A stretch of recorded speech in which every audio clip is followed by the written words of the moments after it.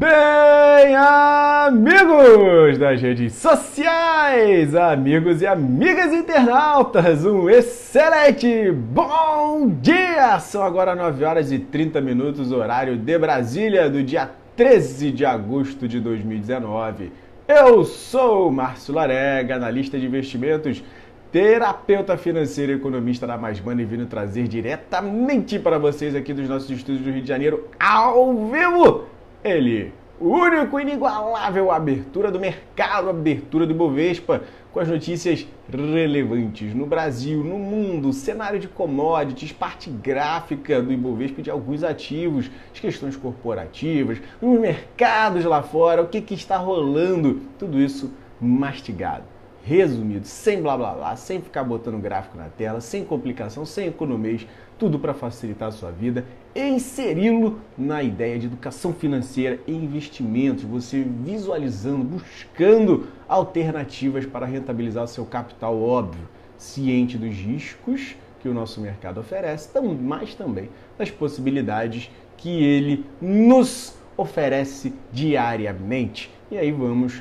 juntos nessa jornada rumo à liberdade financeira, combinado? Então, agradecendo a cada um dos grupos que recebem essa live aqui, os grupos do Facebook, todos eles, Day Trade para iniciantes, pessoal do mercado de ações, pessoal do CPA10, CPA20, agentes autônomos, galera do Forex, pessoal do mini índice, pessoal que curte aí as ações, os Day Trades, os swings, Traders Unidos, Business Brasil, grande abraço Julião, Economia Plural, grande mestre, abraço para você, grande abraço Vinição, Alexandre Disney, grande abraço família, grande abraço galera, investidores mais, vamos juntos nessa jornada aí e vamos agitar, né? Agora, só pra gente iniciar os nossos trabalhos, hoje tem o clássico, o nosso trabalho de Mindset, que é falar a respeito de um pensamento do dia para que você possa começar literalmente com o pé direito essa magnânima oportunidade que temos diariamente de nos melhorar, crescer, aprender, evoluir. Então vamos lá, começando aqui com um livrinho que eu sempre boto aqui, Convivendo com Você, César Braga Said, e hoje vamos falar de conviver. Deus fez os grãos de areia para viverem unidos na mesma margem, os grãos de trigo para se abraçarem na mesma espiga, e as uvas no mesmo cacho. Assim, fez os homens para viverem unidos na família, depois na cidade, na pátria e, finalmente, na humanidade. Conviver. Conviva com todos sem perder a própria identidade. Para vivermos bem, não precisamos concordar com a mentira nem fazer acordos que nos tirarão a paz. Precisamos sim respeitar os que pensam diferente de nós, como desejamos que eles igualmente nos respeitem. Ninguém precisa ser igual a ninguém para viver bem. As diferenças ensejam trocas formidáveis e crescimento mútuo quando nos abrimos para este aprendizado fecundo. Aprendemos com quem foi a lugares aonde ainda não chegamos. Leu livros que ignoramos, acumulou experiências que somente com o tempo recolheremos e sofreu por coisas que nunca passamos. Diante do incômodo que alguém nos cause, deveríamos nos perguntar: o que esta pessoa tem que é meu? É provável que ela seja de fato alguém difícil de conviver, mas também é possível estarmos identificando nela características que são nossas, essa reflexão é forte, que nos incomodam também, apesar de ignorá-las. Grande Rodrigão, bem-vindo! Tudo isso podemos assimilar quando gostamos de gente, de estar junto com pessoas e de descobrir tudo o que essa fascinante convivência pode nos ensejar. Não lamente o número de pessoas que lhe procuram, de cartas que recebe, de mensagens que chegam pelo e-mail ou de criaturas interessadas em conversar com você. Todas possuem algo que você não tem e elas querem, mesmo sem saber, lhe oferecer algo ao seu crescimento, ainda que na prática necessitem de algo que você possui. Grande Julião, um grande abraço! Dê o melhor a quem se acercar do seu coração, mas não tenha a ingênua pretensão de agradar a todos e ser uma unanimidade no contato social. Conviva, mas dê a todos a liberdade de fazerem suas escolhas e tirarem as próprias conclusões, ainda que equivocadas. Quem ama liberta, jamais aprisiona ou se deixa aprisionar, galera. E nesta leva, vamos agora aos números, as informações. Pessoal, índice futuro 0,30% de queda, demonstrando aí, por enquanto, uma queda leve no nosso mercado, um potencial que a gente vê que o mundo inteiro hoje está azedado ainda seguindo os problemas com relação à Argentina, os impactos que podem causar em alguns ativos aqui no país, algumas empresas e também na credibilidade do nosso país. Ventilou-se a questão de dar uma minguada no Mercosul, mas o Macri fez um acordo que depois de ser aprovado na Europa, depois das coisas rodarem lá, automaticamente já entra, então isso está descartado. Então esse perigo, essa questão de zicar o próprio Mercosul, o acordo entre o Mercosul e a União Europeia, está momentaneamente descartado. Agora, em questão de credibilidade, não tem jeito, é um país vizinho, podemos sofrer um pouco com a questão se os investidores internacionais já estão escaldados com os problemas da guerra comercial entre China e Estados Unidos, ou bastante, e ainda estão escaldados com a questão do governo italiano, que lá estão com seus problemas de discussão no governo, os problemas internos políticos. Ainda soma-se a questão de Joe Bolton lá na Inglaterra falando que apoia, os Estados Unidos apoiam a Inglaterra num Brexit sem acordo e que correriam para fechar algum tipo de acordo o mais rapidamente possível se isso ocorresse. E aí fechou um acordo com a Inglaterra para tentar dirimir os problemas. Isso aí só faz com que o mundo fique cada vez mais tenso, mais escaldado e com mais receio de rachas de divisões e o que poderá acontecer para frente. Na questão de incertezas, de medos sobre o que vai acontecer lá na frente, a galera realiza hoje. Não pode nem acontecer nenhuma dessas questões, desses cenários, mas já são suficientemente fortes para o investidor que já estava, mais uma vez repito, já estava azedado, com receio, com aversão a risco, que é ele saia fora e aguarde cena nos próximos capítulos. Isso se reflete no saldo dos investidores estrangeiros, que aí o saldo do dia 8, a gente já vê os investidores estrangeiros só nesse mês com 4,7 bi fora do nosso mercado só em agosto. A gente já está passando já da região de 15 bi somados no ano. E aí a gente vê o investidor, o institucional comprado em 617 em 2,98 bi nesse mês, e só no dia 8 comprou 617 milhões, e o pessoa física também comprado em 1,73 bi, nesse dia 8 ficou negativo 372 milhões de reais. Isso aí você está vendo a pressão que os investidores estrangeiros estão fazendo. Ainda a gente não consegue dar aquele salto pesado, apesar de ter melhorado muito, ainda tem.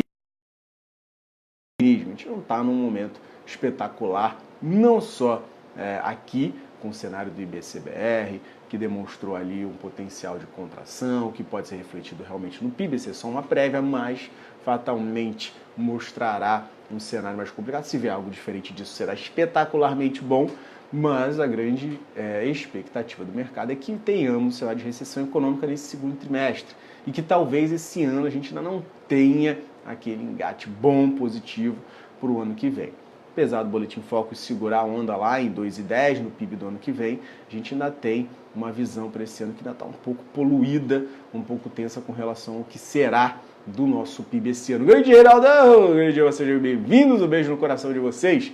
Então, temos questões para serem tratadas aqui internamente, questão da CPMF, do vai ou não vai, se vai entrar aí com 2% de alíquota sobre os pagamentos, não sobre transferências ou transações bancárias, mas sobre pagamentos, como é que o IVA vai entrar, se vai entrar, Rodrigo Maia já falou que não vai, então temos também um cenário interno que está um pouquinho conturbado. Reforma da Previdência está mais suave, como eu comentei com vocês aí ontem mesmo, com relação ao que o governo tem de expectativas, com relação a não ter mais nenhuma diluição, se isso também vir, se boatos vierem disso, pode impulsionar novas quedas, mas a princípio não se espera novos cortes na questão que se faça a respeito da reforma da Previdência e também a aprovação. Grande Tir, beijo no seu coração. Então temos esse cenário. Esse é o cenário. Só que ontem, óbvio, o susto com relação ao argentino que poderia influenciar pesou bastante, somou o IBC, somou o cenário externo e aí desandou tudo que tinha direito. Despencamos 2%. Beijo no coração, mãe, também seja bem-vinda.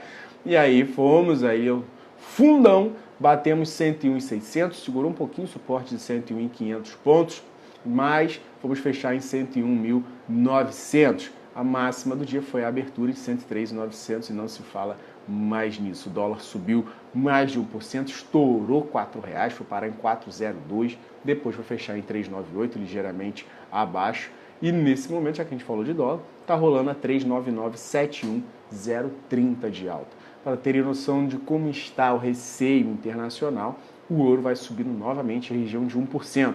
Está 0,94% agora, 1.531 dólares e 15 centavos. Criptomoeda, segurando. 0,79 de baixa, 11.300 dólares. Então, temos um dia novamente de aversão a risco, refletindo pelas commodities. E aí, falando de petróleo, a gente vê um petróleo tipo Brent, referência na Inglaterra e global, batendo os seus 0,27% de baixa aos 58 dólares e 41 centavos, enquanto o WTI, referência nos Estados Unidos, 0,75 de queda, 54 dólares e 52 centavos. Minério de ferro, esse com os contratos futuros mais líquidos com vencimento para janeiro de 2020, lá na Bolsa de Mercadorias da Dalian, na China, encerrou mais 0,40, finalmente, depois de baixas pesadas, fechou mais levemente em alta, 0,40 positivo, 627,50 yuans, enquanto o vergalhão de aço subiu bem, segundo dia de boa alta, mais 77 yuans a 3.677 yuans por tonelada, negociado na Bolsa de Mercadorias de Xangai, contrato futuro mais líquido com vencimento para outubro do vergalhão. Então, o que a gente tem? Petróleo caindo, cenário de aversão, possível desaceleração, todos os temores com relação à guerra comercial estão aí, e ainda tem questão do Brexit para ser forçado, questão de uma Europa que não consegue se recuperar, ainda tem os problemas lá na Itália, uma Argentina influenciando aqui, taxa de juros lá estourando, tudo tem direito, o pessoal com receio de invasão da Argentina no Rio Grande do Sul, assim como foi Venezuela lá com o Morame. Então o pessoal está tenso, está tateando o que pode acontecer de riscos, de questões, de problemas e o que pode também o país se aproveitar e algumas empresas também se aproveitarem. A gente vê, óbvio, alguns ativos aí que podem vir a sofrer mais, ser mais impactados. Foi feita uma pesquisa, um levantamento, e foi colocado que a CVC, que fez algumas aquisições por lá, investiu, pode vir a sofrer com relação a questões de viagem e tudo mais. Marco Polo, fabricante de ônibus, que também tinha investido bastante por lá e pode vir a sofrer um pouco mais. Questão aí da própria Marfrig e Minerva, esses que podem aí se aproveitar um pouco, já que os frigoríficos têm forte presença por lá.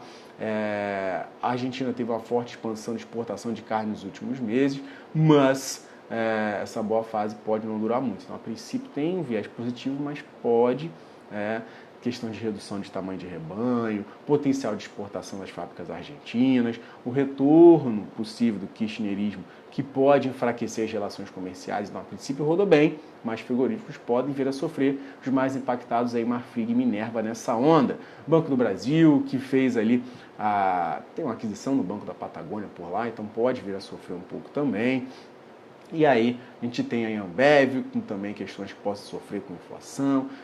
Tem esses ativos aí com os pesos um pouco maiores. Os Minas, que tem uma exposição maior, que aí depende altamente lá do setor, tem uma baixa diversificação geográfica. A Argentina foi o destino de quase 40% da exportação da Usiminas, pode sofrer. Então olha como é que são detalhes. Não é que afeta a nossa economia como um todo. Credibilidade, eu falei. Pode mexer sim, galera. Olha para lá, olha para cá. Se der alguma ziquezeira, Brasil sofre. Pensamento automático do estrangeiro. Só que algumas empresas podem ser mais impactadas. Então, essas você precisa ficar atento, esperto, ligado nessas informações para não entender, tipo, caramba, foi um número bom, um balanço interessante, o papel estava bem, por que está sofrendo? Tem questões macroeconômicas que mexem mesmo com os ativos. Informações de detalhes econômicos, o que pipocou de notícias, dados corporativos. Até o momento a gente tem aí os números aqui dos Estados Unidos do CPI, que é o Índice de Preços ao Consumidor, e o núcleo do Índice de Preços ao Consumidor, eles que vieram em linha com o esperado. E o núcleo do Índice de Preços ao Consumidor veio ligeiramente melhor. O CPI, o índice de preço ao consumidor, veio 0,3, em linha com a estimativa de 0,3, enquanto o núcleo veio 0,3, a estimativa era de 0,2. Márcio, o que isso interfere? Dados positivos, como esse no caso de inflação, crescendo, você vê um potencial, essa é a visão econômica, a visão dos investidores em geral, a economia norte-americana está melhorando, está subindo a inflação. Isso pode estancar o potencial de queda de taxa de juros, o que afetaria negativamente o nosso mercado. Para falar diretamente reto, o que poderia afetar aqui. Tem mais algum dado para mexer hoje aqui com a gente? Não, só a China mais tarde com dados de produção industrial, e aí isso pode mexer bastante com o humor aí de commodities para amanhã. Pode trazer um alento com relação à guerra comercial, ou pode piorar e azedar o meio de campo todo. Vamos ver como é que esse número vai sair, mas não tem mais nada de relevante para pipocar. Agora, falando dos mercados internacionais, nesse momento o nosso índice está 0,19, bastante instável, né? Não sabe se vai continuar essa queda, mas vamos ver como é que isso vai rodar, como é que vai caminhar. Índice futuro norte-americano S&P 500 0,26 de baixa, Dow 30 0,26 de queda, Nasdaq 0,31% de baixa. Também S&P 500 VIX índice do medo mais 1% de alta, vai subindo levemente, nada gigante, mas a gente tem um cenário que ainda está mais avesso a risco. Com relação à Europa, essa a gente ainda está com uma pressão mais pesada. DAX da Alemanha 1,11 de queda, FTSE na Inglaterra 0,75 de baixa, CAC 40 da França 0,66 de queda e o Eurostock 50, conglomerado das médias dos mercados europeus, 0,75% de baixa. Na Ásia, com as tensões relativas lá a Hong Kong e China, o pessoal pensando numa possível repreensão, uma represália, a China entrando em Hong Kong para evitar atos rebeldes um pouco mais pesados, até assimilando questões de terrorismo, enfim. Ontem ficou fechado o aeroporto, depois voltou. Então tem um cenário bem azedo por lá e também está afetando os mercados. Fora a questão da guerra comercial. Japão voltou aos trabalhos depois do feriado Dia da Montanha ontem. Nikkei 225 no Japão, 1,11 de queda. Xangai na China, 0,63 de queda. Shenzhen, 0,84 de baixa. China 50, 1,03 de queda. Enquanto isso, Hang Seng Hong Kong, 2,10 de baixa. Uma pesadinha aí na queda no dia de hoje. Vimos Paulo Guedes comentando ontem, pedindo paciência com o governo Bolsonaro, falando para o pessoal esperar 4 anos, deixar o governo liberal mexer, para não ficarem atrapalhando o crescimento, ter um pouco de paciência, esperem a vez e tudo mais. Mas a gente vê que também o momento está um pouco tenso. O pessoal está querendo, buscando, os investidores estão buscando resultados, querendo saber de melhoras, perdendo um pouco a paciência. Vamos ser bem sinceros, os investidores estrangeiros estão perdendo um pouco a paciência, as coisas parecem estar um pouco mais morosas do que se previa. A reforma da Previdência até andando direitinho, mas outras medidas estão ficando um pouco mais demoradas do que o mercado desejaria. Isso também mexe um pouco com o humor. Vamos ver se conseguem aí acalmar os ânimos e trazer o capital estrangeiro de volta ao nosso mercado, que está saindo para chuchu, e isso afeta aí diretamente, não tem jeito. Um beijo no coração, tia, seja bem-vindo. Agora, com relação a balanços e informações, a gente viu a Petrobras aí com relação a Petros, colocando aí o pré-pagamento de dívidas de 2,7 bi. A Azul começando seus trabalhos, aí agora 29 de agosto, Ponte Rio-São Paulo, vamos ver como é que isso vai rodar. Também tem resultados aí relevantes, vimos aí, informação, a EcoRodovias celebrou acordo de leniência com o MPF, Ministério Público Federal, homologação aí, o acordo vai pagar a multa de 30 milhões de reais, vai arcar com outras questões, redução de tarifa de pedágio, tem pontos positivos tanto para ela quanto para o governo, que botam dinheiro para dentro. Com relação à CEMIG, ela aprovou aumentar o plano de investimento na CEMIG Distribuição. Vimos o Zema, o governador de lá, falando, dando uma criticada na CEMIG e apertando o calo lá para ver se privatiza logo, para abrir, para as questões fluírem. A empresa está falando que está produzindo a maior reestruturação da história, com redução de 25% dos cargos, mas ainda assim tem uma pressão para privatização. Vamos ver essa queda de braço quem vai levar.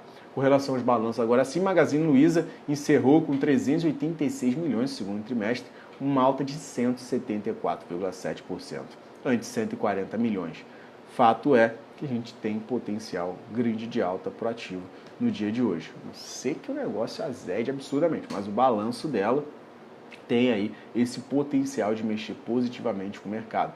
Receita líquida cresceu, questão do marketplace dela avançou para 24,4, então as outras linhas estão também positivas. Reflexo do e-commerce crescendo aí 56,2%, crescendo 8,7% nas vendas em lojas físicas, tudo caminhando direitinho aí para ela e tem esse potencial bacana. O BID, Banco Inter, galera, ficou muito de olho recentemente no crescimento forte que ela deu. Teve lucro líquido no segundo trimestre com alta de 90% ante o período passado, 32 milhões. E aí, também carteira de crédito cresceu 37,2%. Tem muito potencial também para dar uma melhorada. Questão só que causa um pouco de receio, o índice de Basileia, de solvência do banco, caiu para 23,6%, 10,4 pontos percentuais abaixo do mesmo período do ano passado. Então, são coisas também para se olhar, mas eles estão vendo crescimento, isso pode também gerar algum fluxo positivo. Vamos ver, esperar como é que vai se comportar aí o leilão de abertura, e aí vamos olhar os preços, como é que vai estar rodando tudo direitinho. 9 horas e 51 minutos agora. Rumo Logística reportou lucro de 185 milhões, revertendo prejuízo, número bom, ponto. Receita líquida deu uma crescida de leve, o EBITDA teve uma leve queda, mas a galera vai olhar um pouquinho mais aí com relação a esse número da Rumo, que foi positivo. Pode ter aí reflexo de neutro a bom, só por causa dessa questão aí do EBITDA que teve uma leve queda. Estácio, que agora se chama Idux, YDUQ3, que é o código dela, teve um lucro líquido de 201 milhões, cifra 14, quase 15% menor do que o mesmo intervalo do ano passado. Então, atento, não foi um dado Brastemp, um dado espetacular, não precisa ficar espertinho com essa questão aí. Outro ativo a gente vê, Cosan, um dos mais relevantes que eu vou falar, teve muito ativo. Cosan registrou um lucro líquido de 315 milhões de reais, 11 vezes, quase 12 vezes acima do mesmo período do ano passado. Bom ponto também, bem muito Gary. E o Itaúsa, grande Itaúsa, holding do Itaú, lucro líquido de 2,4 bi, resultado 19% acima do mesmo período do ano passado. Temos recorrente, o lucro subiu 11,2. Isso aí também tem potencial interessante e ainda anunciou o pagamento aos acionistas em 23 de agosto de dividendos no valor de 34 centavos por ação. Em base de cálculo aí, a posição acionária é registrada no dia 15 agora de agosto. Então, atenção aí, tem um número forte e interessante para Itaúsa. E a Eletrobras, para a gente encerrar os trabalhos aí, ela que reportou um lucro líquido de 5,561 bi, resultado 305% superior ao lucro de 1,300 bi de um ano atrás. No semestre, 6,2 bi, uma alta de 272%. Essa aí tem um potencial gigante e vamos ver se confirma isso tudo, obviamente, né? Só no leilão já está demonstrando 44,25, tem potencial aí para caminhar para mais. Entrando agora nas partes gráficas, estamos com o nosso índice 0,22 de queda, não sabe se caso se compra uma bicicleta. Vamos diretamente para o Ibov analisar aqui o cenário que nós temos.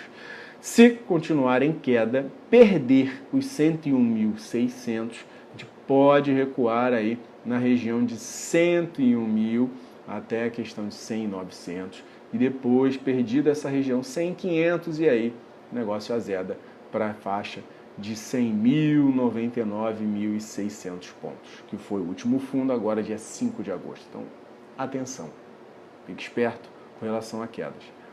Caso de melhorias, aí performando acima da região de 102.500 pontos, tem um caminhozinho, mas performando acima de 102.500, que fica aí, começa a ficar acima da média de 8, a gente tem um espaço um pouquinho melhor a 103.100 e depois a gente tem caminho ali para bater região de 104.000, 104.200, e onde seria a próxima resistência e levantaria o nosso mercado rumo a potenciais novas altas a quase 105 mil, que foi o último topo também no dia 9 de agosto, 104.800.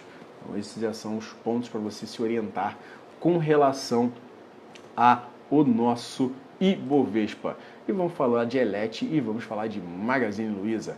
Elete aí já querendo abrir, como eu falei para vocês, no leilão 44,25, querendo já abrir no último topo, que foi agora no dia 9, 44,28. Márcio, conseguiu abrir nessa região. Que passará?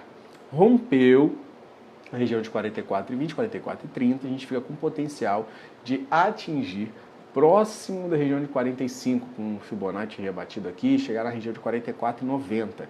Passou de 44,90, a gente tem caminho 45,30, 45,70, podendo chegar a 46,20 e depois, mais à frente, em 47,50. Já estou jogando os números mais para cima possível para você se orientar aí ao longo dos dias. Caso a galera tenha corrido muito na abertura e queira realizar, sempre espere por todas as variáveis de mercado. Por isso, o controle de risco é importante. Aí você tem, abaixo dos próprios 44,30, você tem primeiro suportezinho ali na região de 43,70, depois 43,40, 43,30. Grande Vitor também, seja bem-vindo. E aí, abaixo disso, a gente pode buscar aí 42,90, 42,30, e aí o negócio pode azedar. Abaixo de 42,30, levar até 41,50, depois 40,81. Anotou? Anotou aí, Rodrigão? Você tinha pedido pontos aí para a semana, então isso já dá um norte para você, magnânimo. E só uma resposta aqui para o meu grande amigo Frederico Zactron. Um grande abraço para você, meu camarada.